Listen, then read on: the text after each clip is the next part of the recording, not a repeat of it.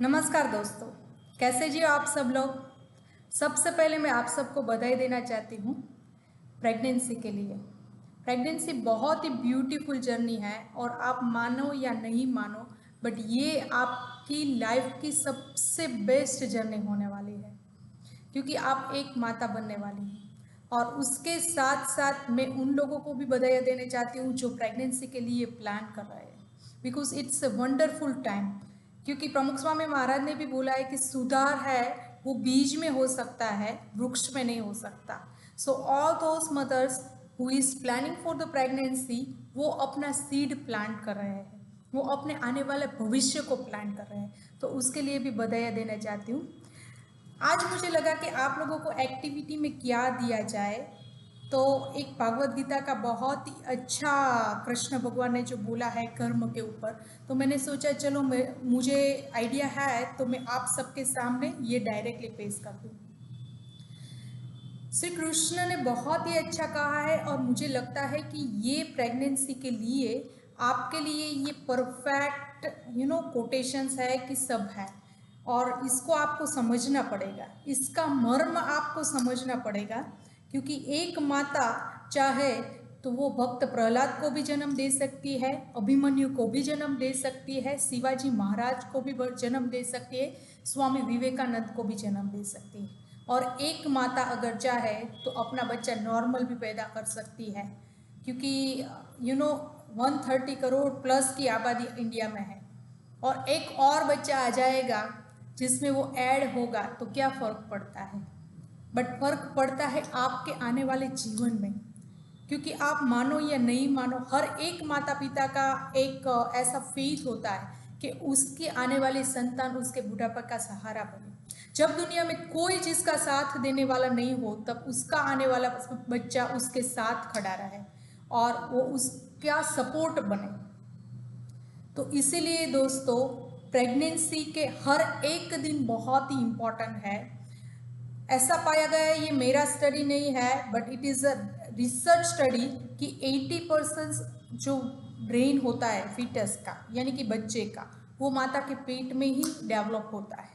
और उसमें से भी ज़्यादा एवरी मिनट, आपको पता नहीं होगा कि एवरी मिनट 2.5 लाख से भी ज़्यादा न्यूरॉन सेल्स आपके बच्चे के ब्रेन में डेवलप होते हैं। तो आप समझ सकते हो कि हर एक मिनट में अगर 2.5 लाख न्यूरॉन्स अगर सेल्स डेवलप होते हो, तो हर एक मिनट प्रेगनेंसी के लिए कितनी इम्पोर्टेंट है।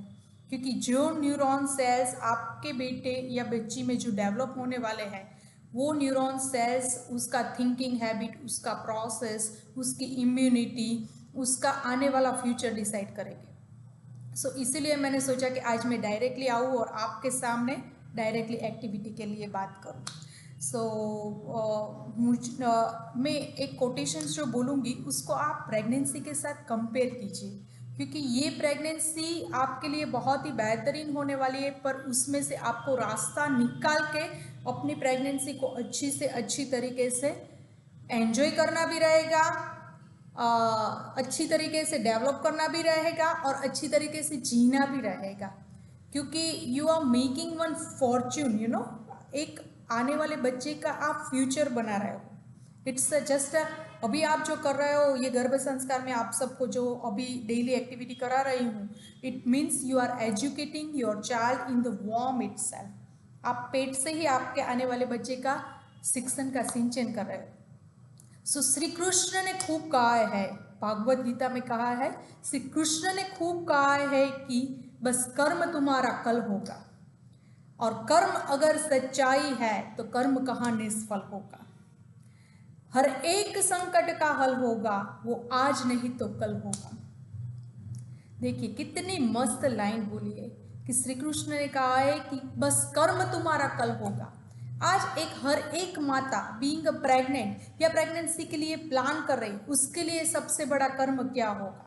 उसके आने वाले बच्चे के बारे में सोचना, दैट इज द बिगेस्ट कर्म। तो कर्म तुम्हारा कल होगा मतलब जो कर्म आप आज करोगे, जो कर्म मतलब क्या? कर्म मतलब काम। आपका जो आपका अभी जो प्रेगनेंसी है, तो उसके लिए आपका कर्म क्या है? आपका कर्म है आपके बच्चे की रक्षा करना, उसके लिए अच्छा सोचना, अच्छा एक माता जो सोचती है उसका आचार, उसका विचार, उसका खान पान और उनकी थिंकिंग हैबिट, उससे आने वाला बच्चा बनता है।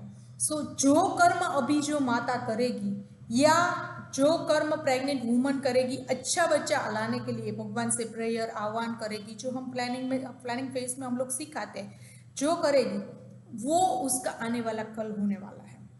सो श्री कृष्ण ने खूब कहा है कि बस कर्म तुम्हारा कल होगा, और कर्म अगर सच्चाई है तो कर्म कहाँ निष्फल होगा। अगर आप पूरी शिद्दत के साथ प्रेगनेंसी को एंजॉय करोगे, पूरी शिद्दत के साथ आने वाले बच्चे का केयर करोगे, क्या प्रेगनेंसी में उसको चाहिए वो प्रॉपर न्यूट्रिशंस देंगे। आप मेडिसिन तो लेते ही हो गए, डॉक्टर ने जो लिखी है कैल्शियम की, आयरन की मेडिसिन लेते हैं क्योंकि उसकी हेल्थ अच्छी आए, आने वाले बच्चे की हेल्थ अच्छी आए।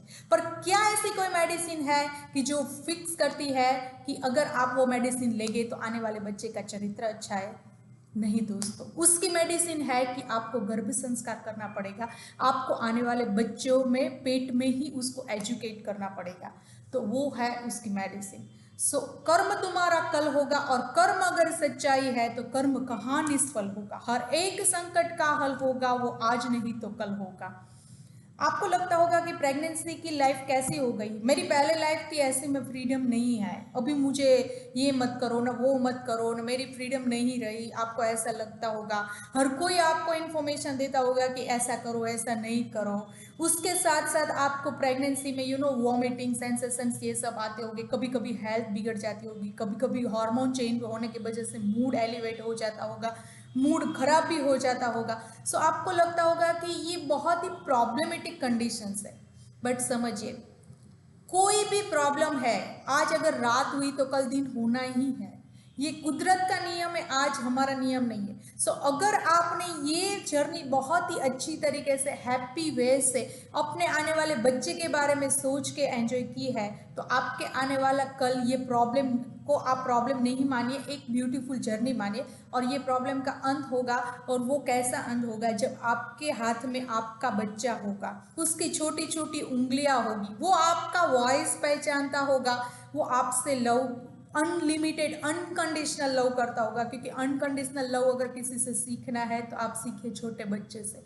वो किसी को भी इतना प्यार देता है, उसके सामने हंसता है, जैसे आप मानिए कि क्या भगवान का रूप आपके हाथ में आने वाला है। सो ऐसा होगा। उसके बाद बोला है कि हर एक संकट का हल होगा, वो आज नहीं तो कल होगा।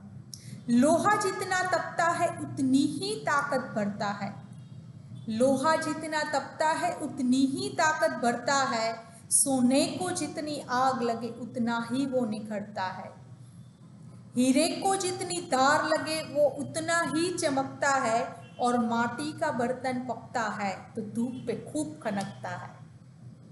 देखा ना दोस्तों, इसमें क्या बोला है, क्योंकि आज एक सोने को भी सोना मार्केट में लाने के लिए उसको तपना पड़ता है। हीरा है जो चमकता रहता है, वो आता है तब से नहीं चमकता है, उसको भी धार घिसनी पड़ती है तब वो चमकता है। लोहा भी जो तप के उसमें जो रिफॉर्म करते वो बनता है, और एक माटी का बर्तन भी हमारे हाथ में तभी आता है जब वो पूरा गर्म होके आता है। सो कोई भी चीज़ अगर मार्केट में रिफॉर्म हुई हो तो उसको तपना पड़ेगा, उसीलिए ये प्रेगनेंसी भी एक तप जैसा है, उसमें आपको तपना पड़ेगा। इसका मतलब ये नहीं है कि आपको प्रॉब्लम फेस करना होगा, बट आपको वो शाइनिंग लानी होगी। जैसे गोल्ड में एक शाइनिंग आती है, वैसे शाइनिंग आनी आती, आपको अपने आप को रिफॉर्म करना होगा। जैसे सोना तप के अपने आप को कैसे गहने में रिफॉर्म करता है, ऐसे आपको भी अभी का जो आपको जो टाइम मिला है उसका बेस्ट यूटिलाइजन करके आपको रिफॉर्म होना होगा। सो रिफॉर्म हो गए तो आने वाला संतान, आने वाला फ्यूचर ब्राइट होने वाला है।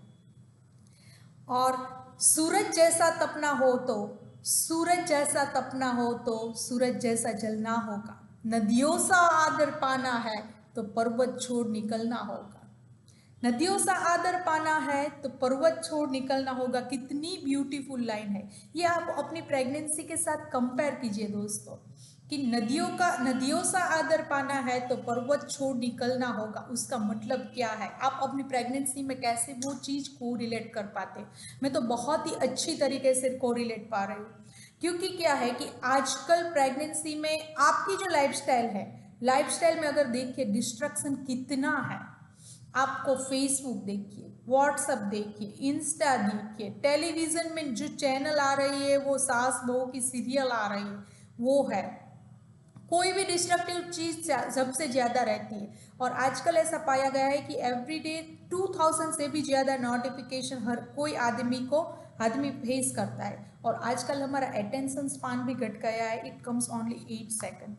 सो यही चीज़ अगर प्रेगनेंसी के दौरान आप करेंगे तो आप सोचिए कि आपके आने वाले बच्चे में उसका क्या फ़र्क पड़ेगा, वो क्या होगा। आज आपको वड़ा पाव खाना अच्छा लगता है, आज आपको चाउमीन मंचूरियन वो सब खाना अच्छा लगता है, और बड़ा होके आप बोलोगे कि देखिए ना मेरा बच्चा जो है वो अच्छा खाता ही नहीं है, उसको तो बाहर का फूड ही अच्छा लगता है। अभी आपने खाया पानी पूरी, आपने खाया वड़ा पाव, आपने खाया पंजाबी चाइनीज चाउमीन वो सब, तो आपका आने वाला बच्चा तो वो खाएगा, उसमें कोई बेशक नहीं है, क्योंकि उसका टेस्ट ही पेट में उसका डेवलप हुआ है। सो ये चीज़ आपको ध्यान रखनी पड़ेगी। इसीलिए मैंने ये जो सेंटेंस है कि नदियों सा आदर पाना है तो पर्वत छोड़ निकलना होगा। अगर अच्छा संस्कारी गुणवान चरित्रवान बच्चा चाहिए तो आपको गर्भ संस्कार पेट में ही एजुकेट करना पड़ेगा। और दोस्तों, ये गर्भ संस्कार ऐसी कोई चीज़ नहीं है, गर्भ संस्कार को आजकल बहुत ही विचलित वर्ड कर लिया है। सबके लिए गर्भ संस्कार अलग है। कोई बोलता है इस होम हवन को गर्भ संस्कार बोलते, कोई बोलता है नाक में टीपा डालो तो उसको गर्भ संस्कार बोलते, कोई बोलता है कि गर्भ संस्कार मतलब 2 दिन का वर्कशॉप कर लिया आपने गर्भ संस्कार कर लिया, कोई 2 घंटे आपको बताता है और एक छोटा सा हवन करवा देते उसको गर्भ संस्कार बोलते। बट एक्चुअल में गर्भ संस्कार is a life style of a pregnant woman. Life style of a pregnant woman, वो माता हर दिन क्या सोचती है, उसका खान पान क्या है, उसका आचार क्या है, उसका विचार क्या है, उसका रहन सहन क्या है, उससे उसके आने वाले संतान में जो संस्कार पड़ते हैं उसको बोलते हैं गर्भ संस्कार। गर्भ मतलब आने वाला बच्चा आपके पेट में है, और संस्कार का मतलब ये होता है कि कोई भी चीज़ अगर आप डेली कंसिस्टेंस वे में करो तो वो संस्कार हो जाती है। जैसे फॉर एग्जाम्पल हम तुलसी को उठ के पानी को अर्घ चढ़ाते, तो दैट बिकम्स अवर संस्कार। जैसे कोई बड़ा हमारे घर में आता है तो हम उसके पाँव छूते, तो दैट इज कॉल्ड ए संस्कार। जैसे सूर्य नारायण को हम उठ के सबसे पहले अर्घ पानी का चढ़ाते हैं, तो दैट इज कॉल्ड ए संस्कार। हम उठ के सबसे पहले अपना खाना बनाते हैं, उससे पहले नहा धो के खाना बनाते हैं, तो दैट इज कॉल्ड अ संस्कार। एवरी डे हम धूप दाप अगरबत्ती दिया हमारे मंदिर में घर में करते हैं, तो दैट इज कॉल्ड अ संस्कार। सो संस्कार ऐसी चीज नहीं है कि सिर्फ एक बार सुनी तो आप संस्कारी हो गए। Sanskar is such kind of the thing that you have to do it on the daily regularly basis. और उसी के लिए गर्भ संस्कार भी यही चीज़ है कि गर्भ संस्कार भी आपको आने वाला बच्चा 9 महीने तक आपके साथ में रहने वाला है। तो 9 महीना बच्चा आप समझिए कि ये एक माता है बट 2 हार्ट है आपके बॉडी के अंदर। तो उसके लिए उसको संस्कार का जो सिंचन है वो माँ से अधिक दुनिया में कोई नहीं कर सकता है। तो इसी के लिए आपको गर्भ संस्कार करना चाहिए। और यही चीज़ है। तो हम कहाँ थे कि नदियों सा आदर पाना है तो पर्वत छोड़ निकलना होगा। और हम ईश्वर के बच्चे हैं, हम ईश्वर के बच्चे हैं कि सोचे सब सरल होगा, कुछ ज़्यादा वक्त लगेगा कर कुछ ज़्यादा वक्त लगेगा पर संघर्ष जरूर सफल होगा। हर एक संकट का हल होगा, वो आज नहीं तो कल होगा। अगर प्रेगनेंसी थोड़ी ही भी डिफिकल्ट लग रही है तो ये प्रॉब्लम का अंत जरूरी आने वाला है। कोई ऐसा नहीं है कि जिसने 9 महीने से ज़्यादा 19 मंथ प्रेगनेंसी रखी हूँ, ऐसा कोई ही नहीं है पूरे दुनिया में। सो इसीलिए मैं एक बार और फिर से रिपीट कर देती हूँ, ये स्लोगन मैंने आपको समझाया बट ये बहुत ही ब्यूटीफुल लाइन है और इसको आप अपनी प्रेगनेंसी के साथ प्लीज़ को रिलेट कीजिए। मुझे ट्रस्ट है कि आपको हेल्प रहेगा। और उसके साथ साथ भी अगर आपको प्रेगनेंसी में गर्भ संस्कार का पूरा कोर्स चाहिए तो एवरीडे हम 12 से 15 एक्टिविटी कराते हैं जिसमें आपका गर्भ में आने वाले बच्चे का सब डेवलप हो जाए, उस तरह की एक्टिविटी है। जैसे उसका इंटेलेक्चुअल क्वेश्चन भी डेवलप हो, वो इमोशनल भी हो, स्पिरिचुअल भी हो, फिजिकली प्रॉपर वे से भी वो अच्छी तरीके से रह पाए।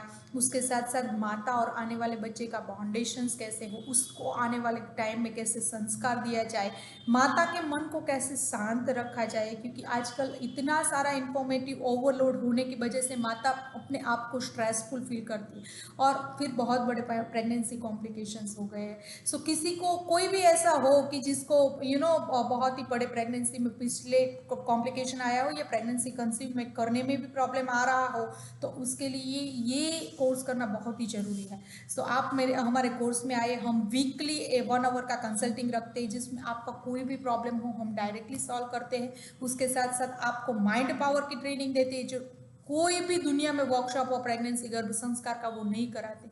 माइंड पावर ट्रेनिंग इसीलिए ज़रूरी है क्योंकि आपके आने वाले बच्चा जो है उसके लिए आपको सबसे पहले मेंटली रेडी होना पड़ेगा। सो उसके लिए कोई भी प्रॉब्लम आए तो आप मेंटली अपने आप को स्ट्रांग करना पड़ेगा और वो माइंड पावर टेक्निक हम आपको सिखाते हैं आपकी हैप्पी हेल्दी जर्नी और प्रेगनेंसी के लिए।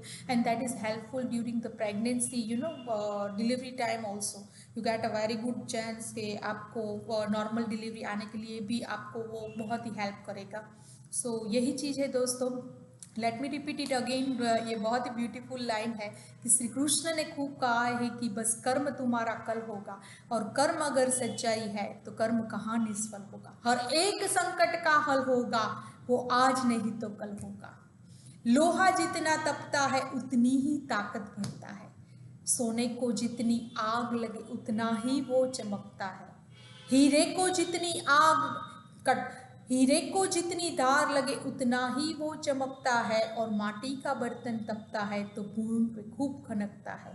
अगर सूरज जैसा बनना है तो सूरज जैसा तपना होगा, नदियों सा आदर पाना है तो पर्वत छोड़ निकलना होगा। आपको अपने कंफर्ट जोन से बाहर निकल के आपके बच्चे के लिए सोचना होगा।